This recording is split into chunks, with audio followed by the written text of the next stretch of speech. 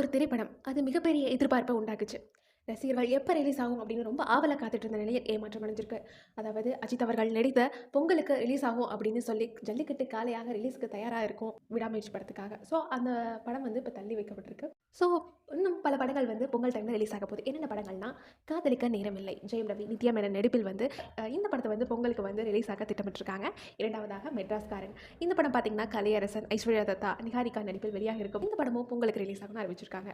அடுத்ததாக பார்த்தீங்கன்னா game changers, Shankar இயக்கம், கார்த்தி சுப்ராஜ் கதை, ராம்சரண் அவர்கள் நடிப்பில் வந்து பொங்கலுக்கு மிக பிரம்மாண்ட சினிமா வந்து கேம் சேஞ்சர் தான் அப்படிங்கிற ஒரு வகையில் இந்த படம் ரிலீஸ் ஆகுதுன்னு சொல்றாங்க. மேலும் சூர்யா அவர்கள் நடிப்பில் வெளியாக இருக்க வேண்டிய இந்த திரைப்படம் இப்போ வந்து இயக்குனர் பாலா அவர்களது இயக்கத்தில் அருண் விஜய் அவர்கள் நடிப்பில் வந்து பொங்கலுக்கு ரிலீஸ் ஆக போகுது அப்படின்னு சொல்லி ரொம்ப எதிர்பார்ப்போட காத்துட்டு. விஜயகாந்த் அவர்களுடைய மகன் சண்முக பாண்டியன் நடிப்பில் வெளியாக இருக்கும் படம் தான் படைத்தலைவன். கடந்த செப்டம்பர் மாதமே ரிலீஸ் ஆக வேண்டிய இந்த படம் வந்து ஒரு சில காரணங்களால் தள்ளி போயிருக்கு.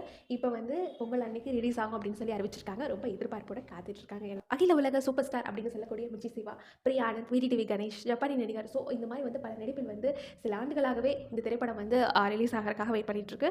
ஸோ இந்த படம் வந்து பொங்கலுக்கு இப்போ வந்து ரிலீஸ் ஆக போகிறதா வந்து தகவல் வெளியாயிருக்குங்க. அது மட்டும் இல்லாமல் இன்னும் 2-3 சின்ன பட்ஜெட் படங்கள் வந்து ரிலீஸ் ஆக போகுது.